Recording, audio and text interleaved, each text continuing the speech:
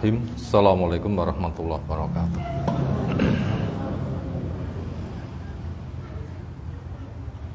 Alhamdulillahirabbil alamin. Walladzi arsala rasulahu bil huda wa dinil haq liyudhhirahu 'ala dini kulli. Wa kafa billahi syahida wa asyhadu an la ilaha illallah wahdahu la syarikalah wa asyhadu anna Muhammadan abduhu wa rasuluh.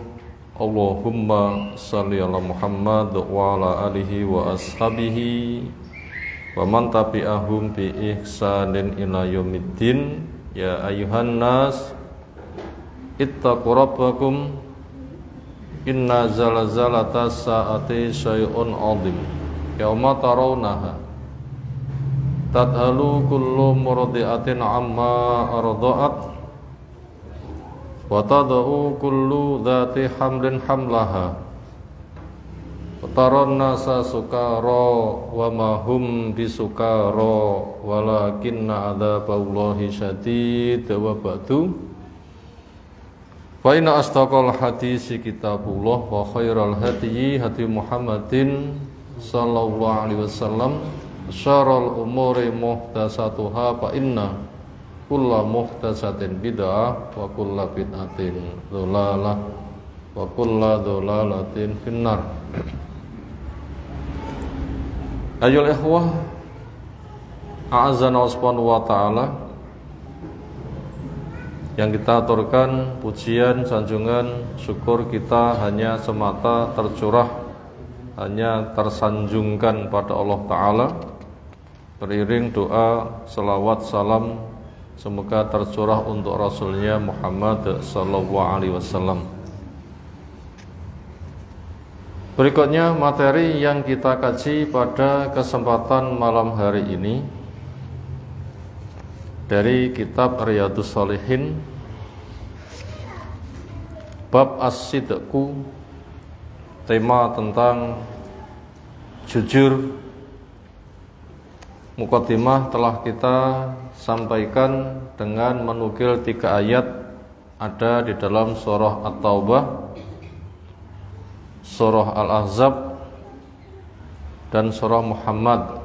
Sekarang kita masuk kepada pembacaan hadis yang pertama. An Ibnu Mas'ud radhiyallahu anhu,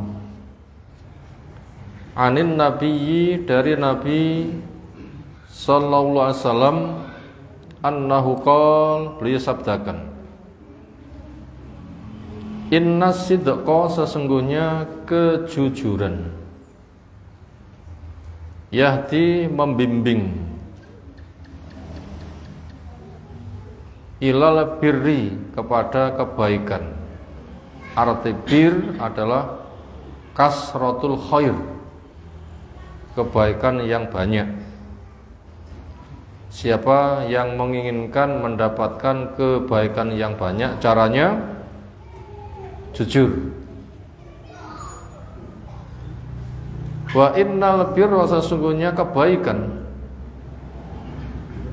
yang banyak, yang orang terselimuti dengannya, depan, belakang, kanan, kiri, obah, saobah, kebaikan lahir maupun batin, ucapan, perbuatan, harta atau semuanya, akidah, ibadah, dan macam-macam,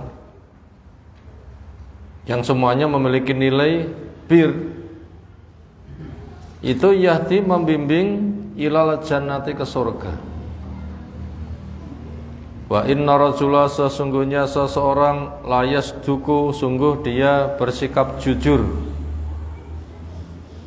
hatta akhirnya yuktaba, ditulis, indallahi, di sisi Allah, siddiqon, orang yang banyak jujurnya.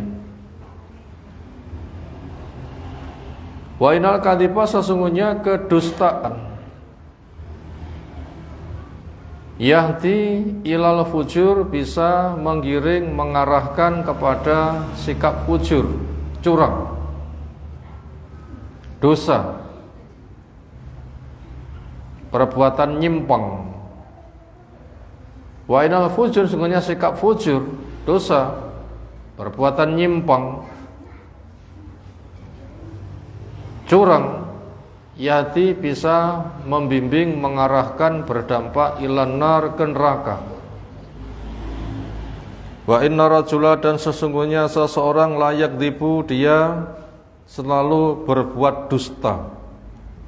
Dikatakan selalu di sini menggunakan fi'il mudhari' yang punya makna sedang, berarti selalu terjadi dan itu akan datang juga. Hatta akhirnya yuktaba, dia ditulis indallah, di sisi Allah, kadzaban, pendusta, orang yang banyak dustanya. Muttafaq alaih, sepakat atasnya oleh Imam Bukhari, oleh Imam Muslim. Semoga Allah Ta'ala merahmati pada keduanya. Ayyul ikhwah, azana subhanahu wa ta'ala. Setelah terbaca hadis di atas bersama syarahnya oleh Syekh Utsaimin rahimahullahu ta'ala, akhirnya tersimpul beberapa pelajaran berikut. Mau dicatat silahkan uraian rangkumannya. Nomor 1, kita akan mengenal apa makna as-sidqu, yaitu al-muwafaqatu bainal akhbar wal waqi', keserasian antara berita dan kenyataan. Hari ini hari apa? Selasa. Malam ini malam apa? Malam Rabu. Benar apa salah? Bila jawabannya begitu, berita yang disampaikan dan kenyataan itu adalah sama, berarti keserasian antara berita dan kenyataan itu namanya jujur.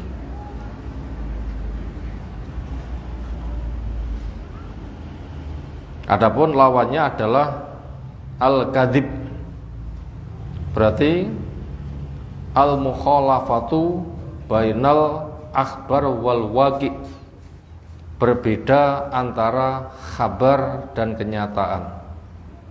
Hari ini hari apa? Ahad. Malam ini malam apa? Malam Jumat. Benar apa salah? Itu menyelisih, berarti itu namanya dusta.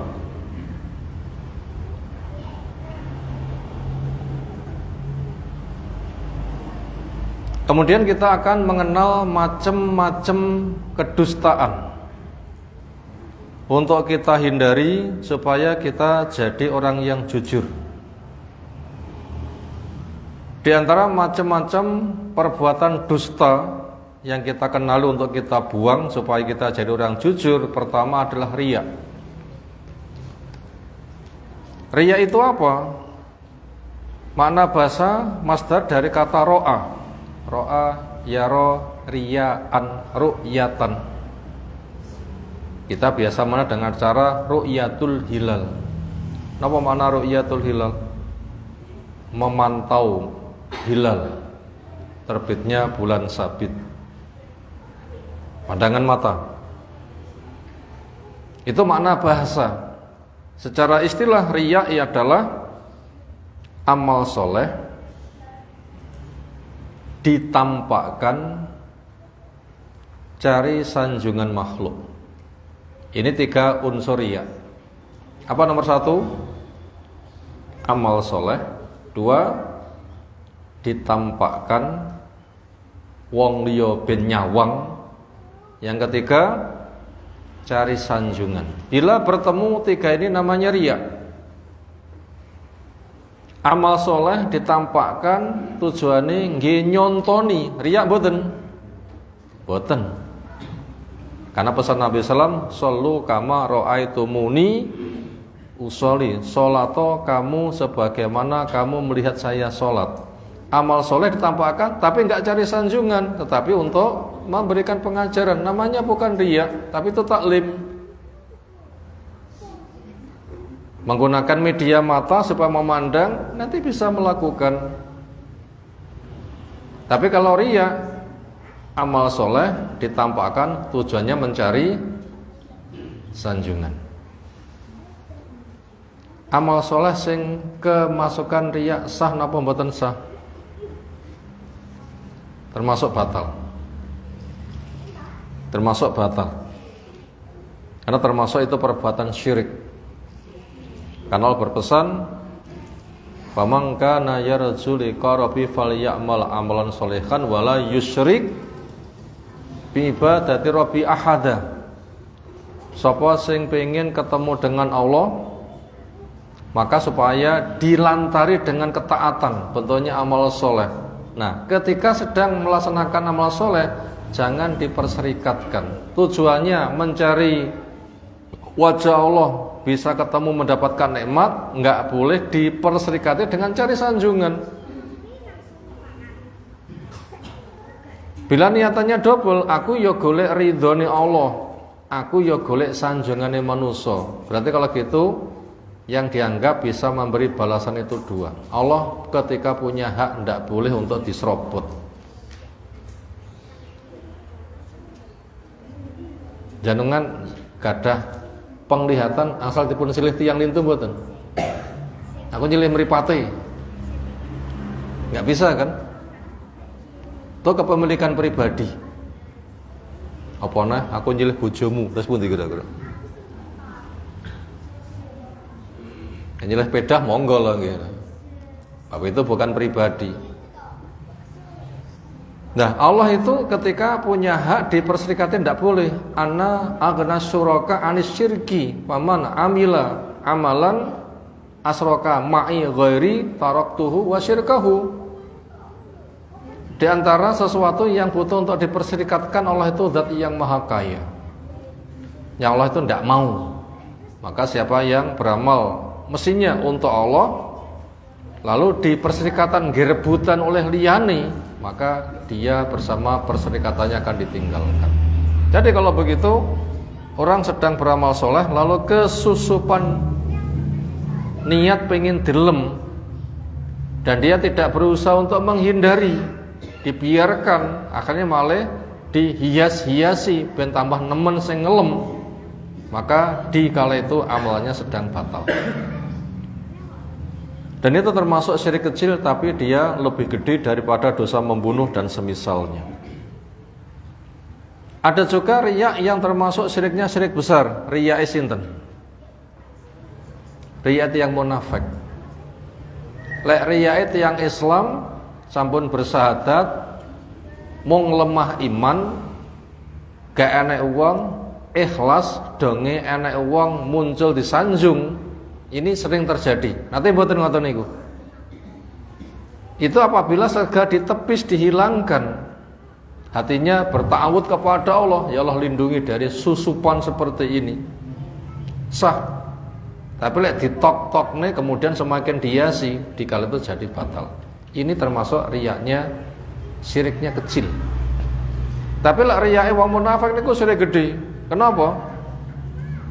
Karena memang sejak dari awal pengen berpenampilan beda.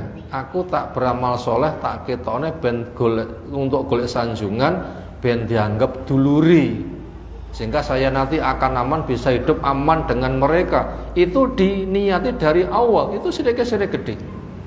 Makanya riyaknya orang Islam sama riyaknya orang munafik itu nilainya berbeda. Dan orang yang melakukan riya termasuk orang yang dusta, nggak jujur. Di mana letak dustanya? Nggak sesuai antara niat dan kenyataan. Kenyataannya taat, tapi niatnya bukan taat, tetapi cari sanjungan. Berarti tidak sesuai antara berita dan kenyataan, itu namanya dusta. Tapi apabila jujur, antara niat dan kenyataan sama. Niatku cari wajah Allah, ketika praktek muncul pengen disanjung, itu segera ditepis. Nah, itu namanya jujur. Itu tadi contoh kedustaan yang pertama. Yang kedua termasuk perbuatan dusta, dia adalah nifak. Nifak itu adalah binatang yang jawabannya nufako, semisal tikus yang punya lubang di tanah, ngebos sono, nembus sana sini, dikejar satu lubang, dia sembunyi pada lubang yang lain. Itu makna bahasa. Makna istilah adalah orang yang menampakkan keislaman lalu menyembunyikan kekafiran. praktek njobone kita wong Islam tetapi jeruane ati nggak ada niatan untuk berislam, hanya untuk siasat, mengelabui, bersandiwara. Nah di situ letak dustanya. Nggak sesuai antara isi hati dan kenyataan. Kenyataannya tampak baik tapi isi hatinya itu kesebalikannya. Termasuk dusta juga itu. Jadi nggak jujur. Lalu yang ketiga syirik. Itu termasuk perbuatan dusta. Karena syirik itu adalah praktek beribadah kepada Allah, tetapi Allah kudune satu, tapi diperserikatkan ada Tuhan-Tuhan yang lain. Di mana letak ketidakjujurannya? Loh katanya bertauhid, tapi kok malah mendua. Bohong kan? Katanya mengesahkan Allah, tapi kok menduakan Allah? Dusta kan? Nah, itu dusta. Orang syirik itu termasuk bohong. Demikian juga perbuatan bid'ah itu termasuk perbuatan yang bohong. Kenapa? Karena dipromosikan itu adalah amal soleh, sementara dasarnya tidak ada. Di Quran tidak ada, di Sunnah tidak ada, perilaku para sahabat tidak ada. Tapi jaraknya agama. Makanya apabila kita mendefinisikan makna bid'ah, apa makna bid'ah niku? Perbuatan serupa agama, dianggap agama, diperjuangkan seperti agama, tapi nggak ada dalil yang melandasinya. Dari Al-Quran nggak ada, dari Sunnah nggak ada, dari pemahaman praktek sahabat juga nggak ada. Tapi katanya ada, lo dusta kan? Itu tadi macam-macam dusta yang banyak terjadi. Di antaranya riya, nifak, syirik, bid'ah. Termasuk dusta sehari-hari, ya banyak sekali. Loh sorry aku nyanggenmu ya, beritanya begitu, tapi kenyataannya gak teko, slong. Namanya juga dusta. Itu cukup banyak yang seperti itu. Itu tadi pelajaran pertama kita mengenal makna as-sidqu, yaitu kesesuaian antara berita dan kenyataan. Lawannya adalah al-kadzibu, sudah kita sampaikan macam-macam kedustaan. Berikutnya kita masuk pada nomor 2, objek yang dibenarkan. Jadi as-sidqu membenarkan keserasian antara berita dan kenyataan, siapa yang kita benarkan? Jawabnya Allah, Rasul, dan kitabnya.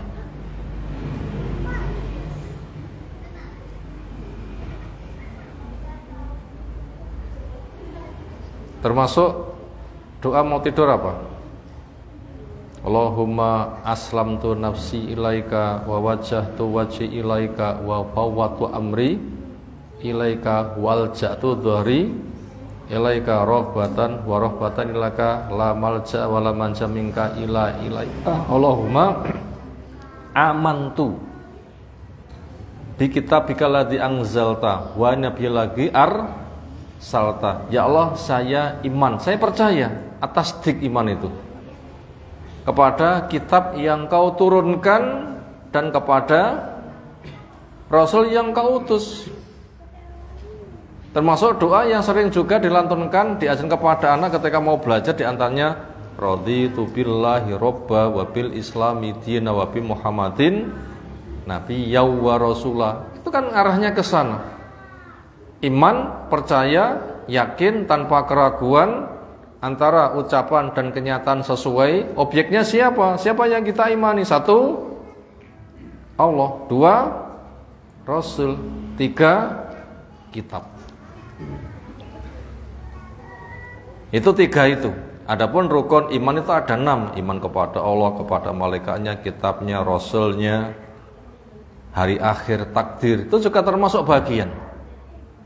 Tapi untuk ujung-ujungnya, ringkasnya itu ada 3. Iman kepada Allah satu-satunya yang diibadahi. Iman kepada kitab itu resep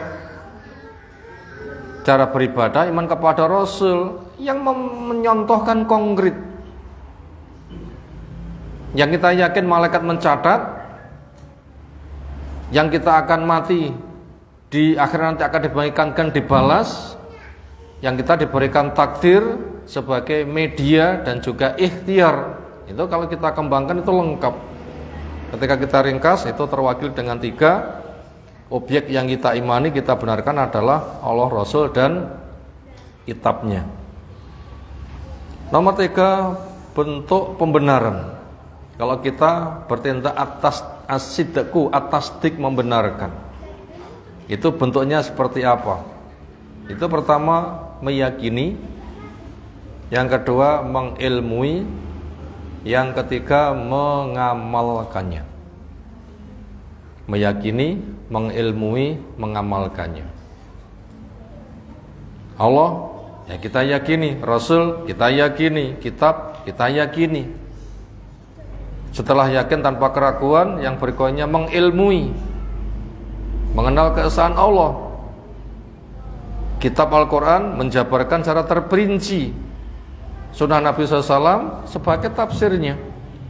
Nanti mengilmui. Nanti yang ketiga adalah bentuknya mengamalkannya. Maka dikatakan Iqra'ul Quran wa'malu bihi wala ta'kulu bihi.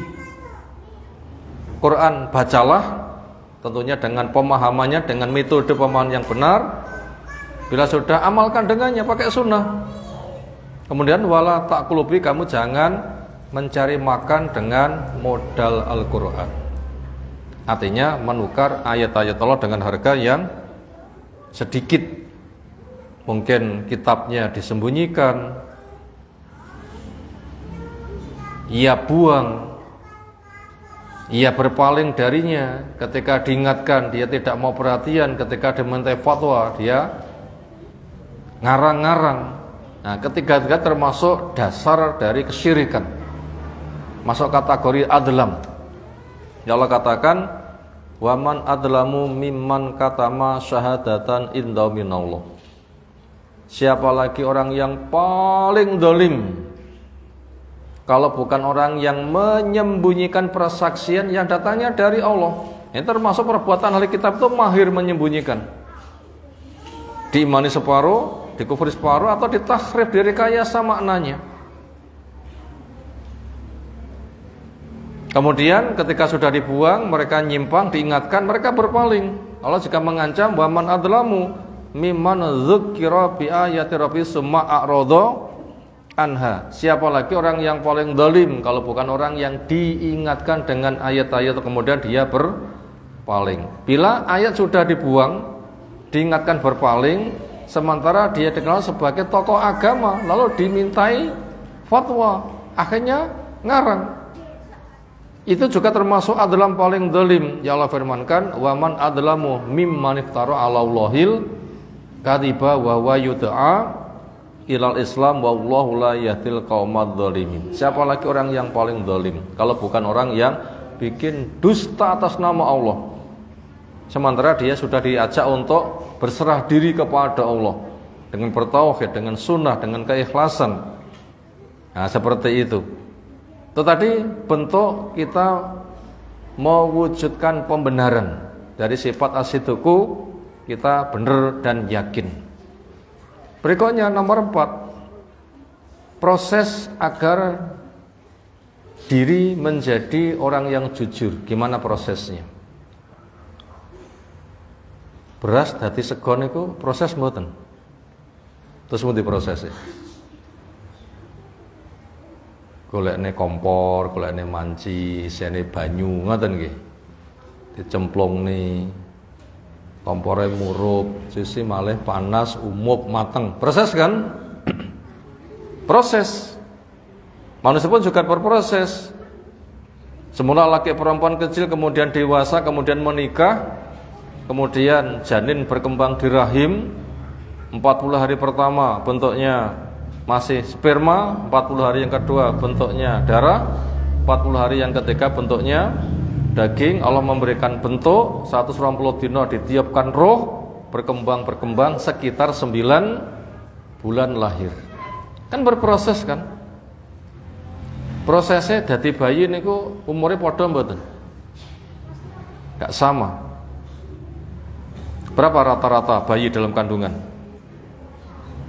9 bulan 10 hari. Kudu nggih. Mboten kudu. Lek kenyataan dicek sehat, 9 sasi kok ora enek gejala lahir, gak usah ditokne. 10 sasi wonge sehat, gerakannya bayi normal, gak ada kelainan, gak usah ditokne. Lah wis 10 sasi masa ora metu-metu mulai dibedil. Gak usah. Tempo dulu itu ada bayi dalam kandungan 4 tahun, lahir ya normal. Makanya orang itu tidak usah mengharuskan bayi umurnya harus berapa, janin umurnya harus berapa, 4 bulan 10 hari, jangan. Sebagaimana ya Allah kehendaki. Njaluk metu ya berusaha, nek ora njaluk metu ya bene. Ben tambah tanek ngoten nggih. Gak gampang mambu lek tanek nggih adang nggih. Makanya enggak usah terlalu dibikin panik. Ya wis setahun masa orang metu-metu, ya ndak apa-apa. Orang dulu itu masih ada yang 4 tahun dan normal-normal juga. Artinya semuanya itu melewati proses. Nah, supaya kita menjadi orang yang jujur, prosesnya gimana? Pertama, pelatihan. Yang kedua, tegar. Yang ketiga, sabar ujian. Itu proses untuk menjadi pribadi yang jujur. Nomor pertama, pelatihan. Nomor 2, tegar di dalam berlatih. Yang keempat, sabar di dalam ujian. Makanya kalau jujur itu sudah diketahui dan itu fadilahnya besar. Supaya dia itu punya sifat jujur itu, ya harus dilatih. Kalau ada kecenderungan pengen ngapusi, harus segera disingkirkan. Pokoknya pegang antara berita dan kenyataan adalah sama. Itu harus berlatih, berlatih dan berlatih. Kalau enggak nanti bahaya. Dan itu tegar. Dalam artian harus punya niatan kuat. Apapun yang jadi halangan, jangan sampai menjadi penggugur. Itu pun juga akan diuji. Makanya Allah mengatakan, ahasiban nasu ayyutraku ayyakulu amanna wahum la yuftanun walaqad fatanna alladziina min qablihim fala ya'lamanna Allahu alladziina shadaqu wala ya'lamannal kadzibin au kama qala ta'ala. Apakah manusia menyangka mereka mengatakan beriman, dibiarkan gitu saja kemudian sukses tanpa diadakan pembuktian ujian? Bila ada yang punya persangkaan begitu, tidak boleh. Yang disiapkan adalah harus melewati proses. Matangnya beras harus melewati masak. Untuk menjadi orang yang sabar, melewati ujian. Dan telah kami uji orang-orang sebelum kamu dengan berbagai macam bala. Sehingga dari situ nanti akan ada pembuktian siapa yang betul-betul jujur, siapa yang dusta. Makanya kalau kita lihat sejarah orang tempo dulu, niku ujiannya abot banget. Dan kayaknya kita belum mendapatkan ujian semisal mereka. Kita minta pada Allah Ta'ala untuk diberikan afiyah. Artinya kita diberikan keselamatan. Itu harus kita minta.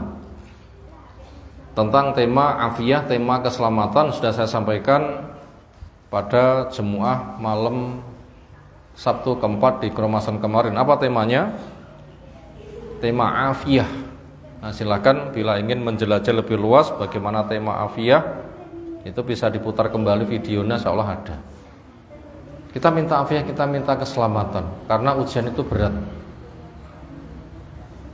Kita bisa melihat kayak Bilal, berat nggak ujiannya? Berat. Ketahuan beragama Islam ditangkap. Ketahuan mau berhijrah langsung tangkap penjara. Disiksa. Itu hanya ketahuan beragama Islam. Like kita sami konangan beragama Islam dinampak nih. Aman-aman saja. Orang tempo dulu itu berat. Konangan sholat itu sudah hancur. Di Andalus ketika rontok juga sama. Sehingga nggak ada orang itu ber-KTP Islam, nggak ada. Bengi kita sholat, isuk wis cekel kabeh. Sehingga ketika sudah nggak terdeteksi lagi, dilihat kelaminnya, kok khitan, langsung sak keluarga cekel, bunuh semuanya. Kita belum pernah kan mendapatkan ujian seperti itu. Berat orang dulu itu ujiannya. Itu menandakan kuatnya iman. Makanya kita diingatkan oleh Allah Subhanahu wa taala, am hasibatum an tadkhulul jannah walamma ya'tikum masalul ladzina khala min qablikum masatumul ba'sa wadh-dharra wazulzilu hatta yaqula rasul walladzina amanu mata nasrullah ala inna nasrallahi qarib au kama qala ta'ala. Apakah dengan keadaanmu yang masih begitu kamu yakin masuk surga? Wong kaya aku ya mesti surga. Gitu nggih? Enggak bisa. Padahal kamu belum pernah mendapatkan pembuktian ujian sebagaimana orang tempo dulu yang menimpa kepada mereka ba'sa dharra. Ba'sa itu kondisi peperangan, dharra itu kondisi susah lahir batin, wa zulzilu berbagai macam goncangan. Sampai beratnya goncangan, Rasul orang beriman mengatakan, mata nasrullah, kapan pertolongan Allah tiba? Menunjukkan beratnya mereka. Nah, kita belum pernah mendapatkan yang kayak begitu. Makanya kita minta afiyah, keselamatan pada Allah Ta'ala. Itu melewati ujian. Makanya ketika kita punya prinsip ilmu yang hak, kita praktekkan dengan tauhid kita, ibadah kita, akhlak kita. Di masyarakat Tuhan yang disembah banyak, kita menuhankan satu saja. Sekarang kita lihat Tuhan yang disembah masyarakat acara kelahiran napa mawon. Tuhan yang disembah masyarakat berkaitan acara bayek napa mawon. Siji,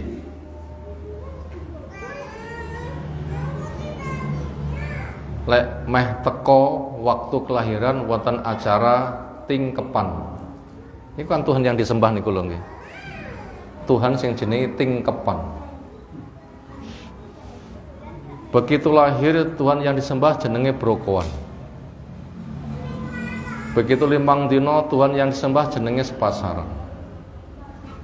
Lawis 35 dina Tuhan yang disembah jenenge selapanan. Ping 3 telonan. Tapi bapaknya buen apa terus pundi tuh kok meh ngoten niku suarane ngoten niku. Ping 7 pitonan setahunan. Itu kan Tuhan yang disembahkan. Kalau kita bertauhid enggak pakai acara itu. Ini akan mengundang kritik nanti. Oh, saya kira umum. Di situ kita akan diuji. Apa Tuhan yang disembah pada acara kematian? Golekne belian, roy kewan kenang tunggangan, roy sing mati nguwat ogal lagil. Kan gak ada syariatnya kan itu. Tapi diadakan kayak ritual, kan juga Tuhan itu. Kemudian acara berobosan, golek gembokan ngaten nggih. Acara ngeprok kendil, ngeculne pitik, acara sahur. Itu kan Tuhan yang disembah kan, yang kayak begitu. Dikubur selesai, tabur bunga, kembang telon, kan simbol 3 dewa. Nah, saya bertauhid saya nggak pakai. Loh, ini kan juga bermasalah. Akhirnya membuat acara ngumpuk sampai 7 hari, 40, 1 C setahun nih. Pendai, geblake, pengiling-iling, itu juga Tuhan yang disembah. Saya bertauhid kepada Allah, nggak ada mau dia nyembah kayak begitu, maka saya nggak pakai. Ini kira-kira wonten ngomah rotok geger mboten. Lek wayah kelahiran sing jenenge adi ari-ari niku kotoran murni. Batur niku kotoran murni napa sing butuh kangge diramut? Itu kotoran murni ketika bayi sudah lahir. Kelasnya ya semisal kayak kelas darah, haid dan sebagainya. Kan begitu kan akhirnya jadinya. Tapi ada sebuah keyakinan bayi kuwi minimal mesti kembar telu. Sing barep jenenge kakang kawah. Sing nomor loro nggih bayi sing diramut dadi menusa-menusa ngeten iki. Sing kari jenenge adi ari-ari. Kudu dirumat. Lek anak lanang diadahi kendil didudukne sanding lawang sisih tengen, dilengkapi kertas karo potelot, dilamponi. Lek anake wedok adahi kendil kekne dudukan lawang sisih kiwa dilamponi, digaweni napa? Dom bolah ngoten nggih. Lek ra ngono engko malih duka lah niku mengke sing diancamkan rezeki napa. Itu kan juga Tuhan selain Allah. Nah mungkin di antara kita pun juga pernah bermasalah. Yang sudah berilmu punya tauhid ya dipendem, ampreh-amane enggak di cekeran pitik piye. Tapi mereka itu membuat acara, itu kan juga Tuhan kan. Ini bila kita praktekkan kan juga terjadi perdebatan. Ya disitulah kita sedang diuji kejujuran kita. Bertauhid apa malah glender? Lah glender berarti kalah ujian. Itu ujian itu. Akhirnya malah disiriki wong, aja rono, ra umum dan macam-macam.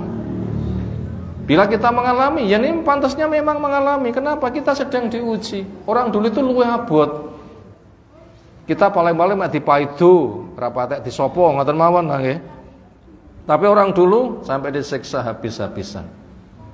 Makanya kita lek rodok susah ya diobati. Oh, ujiane sing tak rasane gak sepiro dibanding ujiane orang yang tempo dulu. Nanti akan mendorong kepada kita nanti tegar. Sehingga pengakuan iman kita tuh jujur, pengakuan tauhid kita jujur. Ojo nganti muni tauhid tapi kenyataannya syirik, itu kan bohong.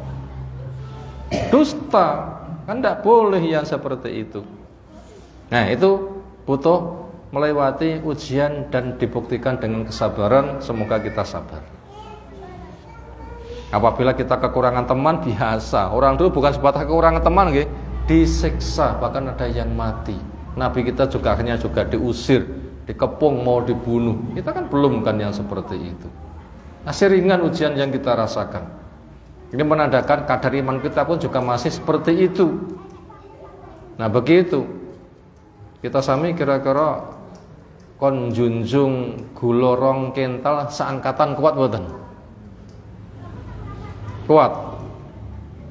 Kuatnya pinten? Berarti lek kuatnya sekali berarti kekuatannya 25 kilo.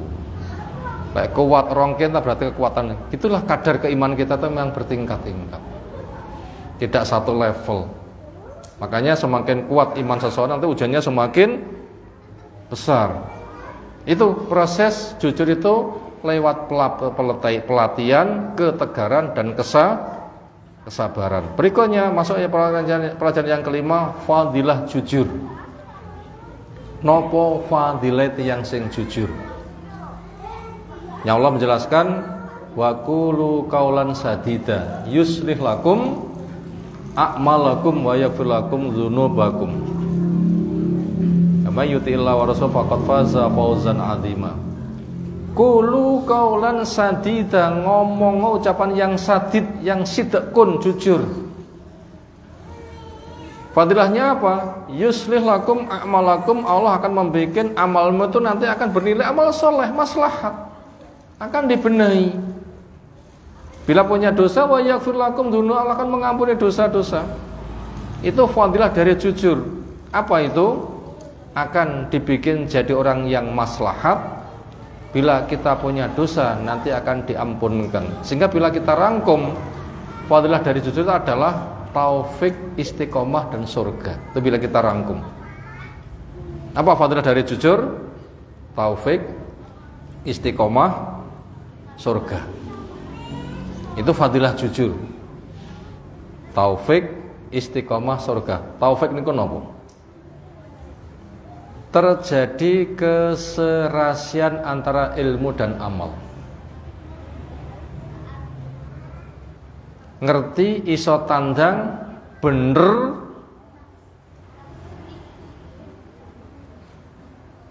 dan terjaga. Ngerti iso tandang bener dan terjaga. Enggak semua orang itu dapat taufik. Kira-kira masyarakat paham enggak? Lek menghadiri sholat berjamaah itu pahalanya dilipatkan 27 kali. Paham enggak masyarakat? Langkah-langkah kaki, satu langkah itu 3 fadilah.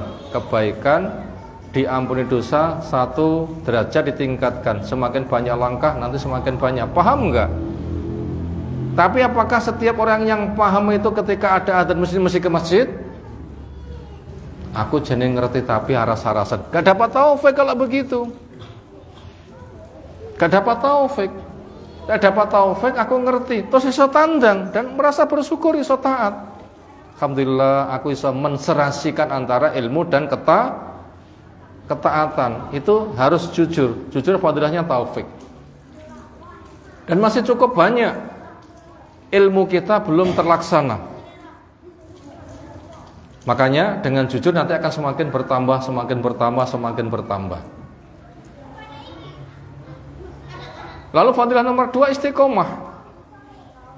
Punya ilmu bisa beramal bukan hari ini saja tetapi besok juga begitu. Terus sampai mati.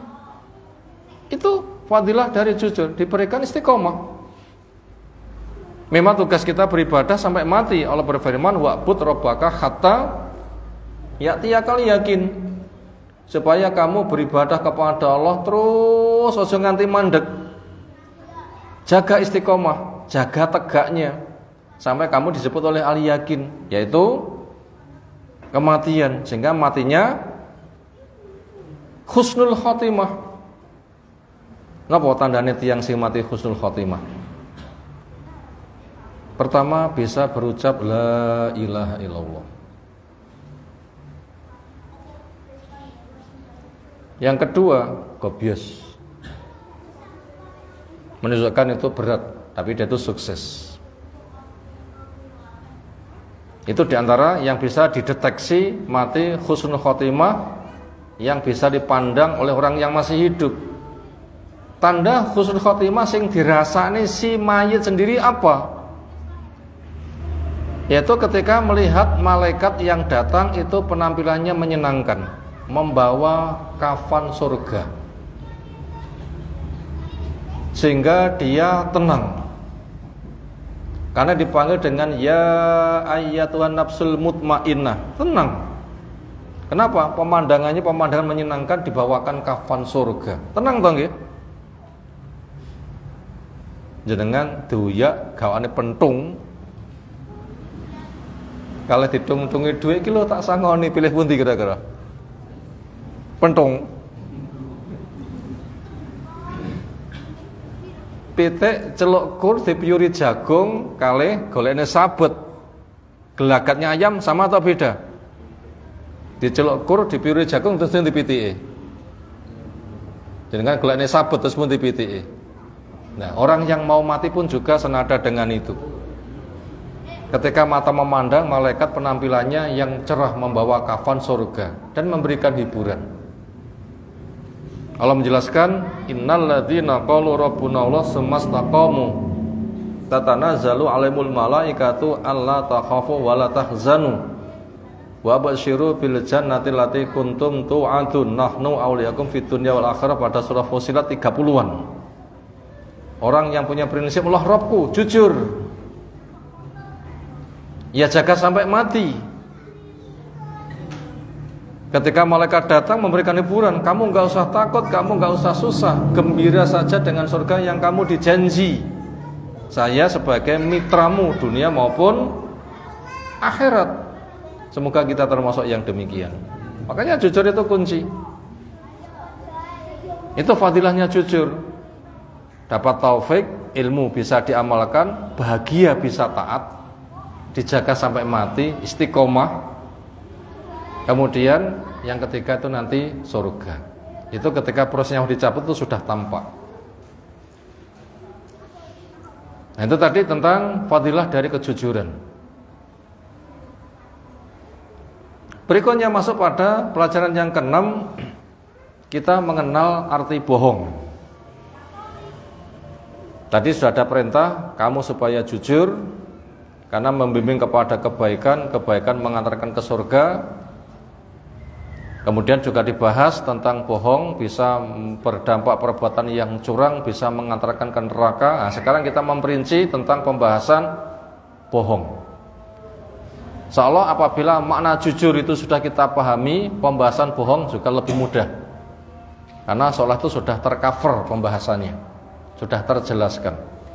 Kalau gitu bohong itu apa maknanya?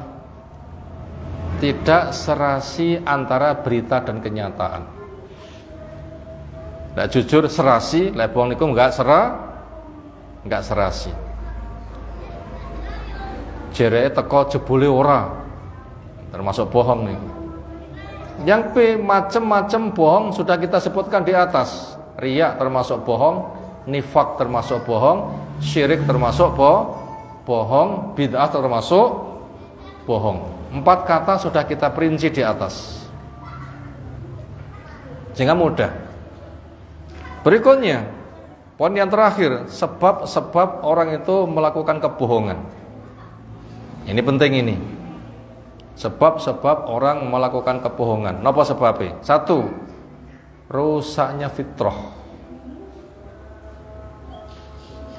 Rusake gawan bayi. Asline bayi lahir niku jujur napa pendusta? Jujur. Kalau mendusta kan berarti fitrahnya sedang rusak.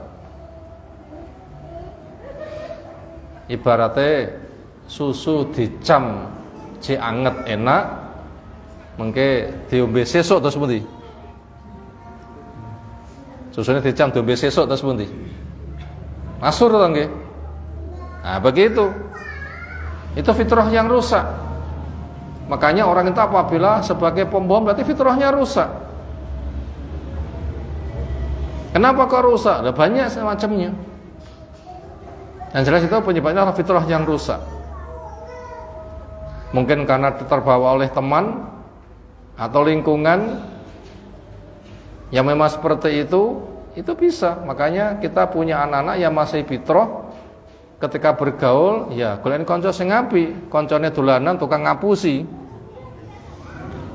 Ya malah pinter ngapusi. Karo kancane dijak ndelok apa, HP-ne stylene terus diomongi. Engke dolan karo sapa? Kula piyambak. Lho ketok karo nggih, engke ndelok apa? Kula namung dolanan. Karo kancane diajari kon ngapusi. Kan terpengaruhkan oleh lingkungannya. Makanya kadang anak itu ada di depan orang tuanya baik, di depan temannya juga baik. Ketika ketahuan ternyata pintar ngapusi. Berarti kalau begitu menunjukkan fitrahnya rusak. Itu penyebab pertama. Yang kedua khianat. Yang ketiga adalah khianat. Makanya orang yang khianat itu termasuk jadi orang yang pembohong. Namanya khianat adalah mengingkari kepercayaan. Lalu penyebab yang ketiga adalah usaha menghalalkan segala cara. Nanti juga akan membuahkan kebohongan. Usaha menghalalkan segala cara juga akan membuahkan kebohongan. Lalu nomor berikutnya fasik, yaitu keluar dari ketaatan. Keluar dari ketaatan, semula taat sekarang tidak. Ini juga termasuk sebab kebohongan. Lalu nomor berikutnya adalah karena terkena penyakit nifak. Ngapusi itu dadi agamane. Ngapusi dadi napa? Agamane. Semakin kuat beragamanya wong munafik lek pinter ngapusi. Dengan istilah taqiyah. Dengan istilah taqiyah untuk menjaga kedoknya ketika ketemu dengan orang bergaya-gaya mereka, ketika sudah kembali, ia kembali kepada sifat aslinya. Itu tanda orang munafik adalah pembohong. Itu diantara penyebab-penyebab kenapa orang itu bohong. Termasuk kemunafikan itu gara-gara lemah iman, takut ancamannya orang yang mengancam, akhirnya malah ngapusi. Berikutnya kita akan mengenal tentang resiko kebohongan. Apa itu? Akan diharamkan dari taufik,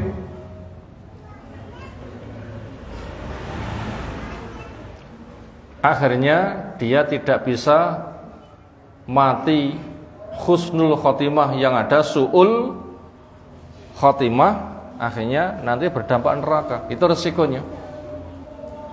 Resiko yang paling bahaya adalah diharamkan dari taufik. Napa wae taufik maknane pun? Enggak dibikin serasi antara ilmu dan amal. Ngerti tapi enggak iso ngamal. Andaikan ngamal enggak bahagia. Kenapa? Siasat, pengelabuan. Makanya ketika mati malaikatnya kena dihapusi. Kenapa mboten malaikatnya dihapusi? Ya enggak bisa, mesti terbongkar. Makanya wong munafik masih bisa mengelabui orang yang beriman, tapi enggak bisa mengelabui Allah, enggak bisa mengelabui malaikat. Makanya matinya tidak bisa husnul khotimah, yang ada su'ul khotimah, akhirnya enggak bisa menjawab pertanyaan kubur, dapat siksa kubur dan berikut-berikutnya. Maka tadi dalilnya sangat jelas bahwasanya kebohongan akan membuahkan pada perbuatan curang, yang itu akan punya dampak, akan masuk ke dalam neraka. Demikian tema yang kita kaji pada malam hari ini tentang hadis pertama di Riyadhus Shalihin, bab tentang kejujuran. Seolah hadis-hadis yang lain kita kaji menyusul. Semoga apa yang telah tersampaikan Allah memberikan ilmu bermanfaat untuk kita semuanya. Ada tanggapan? Disilahkan. Yeah.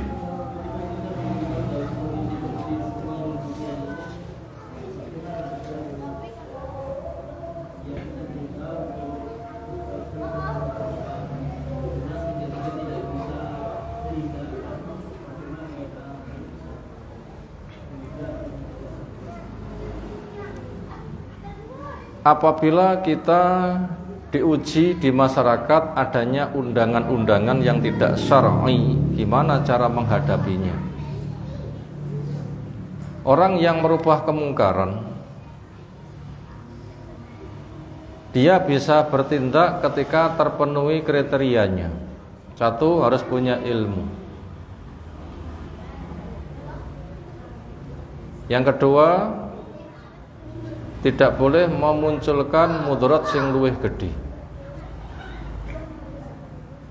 Nah begitu, harus punya ilmu. Yang kedua, tidak boleh memunculkan mudarat sing luwih gede. Yang ketiga, tidak boleh mungkar dilawan dengan kemungkaran. Contohnya apabila kita melihat kisah Nabi Ibrahim oleh orang tuanya kon dodolan patung, ya kan? Akhirnya gimana Nabi Ibrahim budal? Patungnya ditaleni diseret.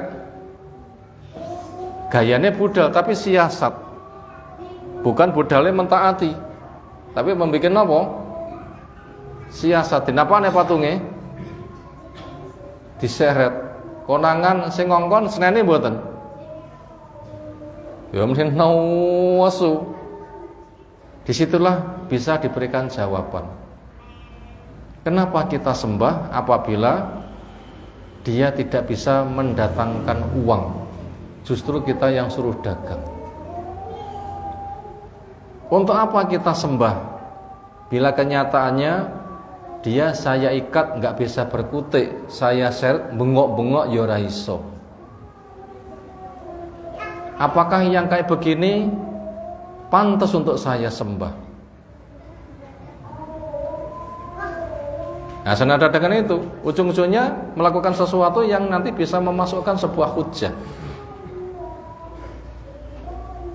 Akhirnya apabila kita terpaksa datang pada sebuah undangan, ya sebatas semek ketok-ketoke bar kuwi terus punya alasan. Alasannya apa?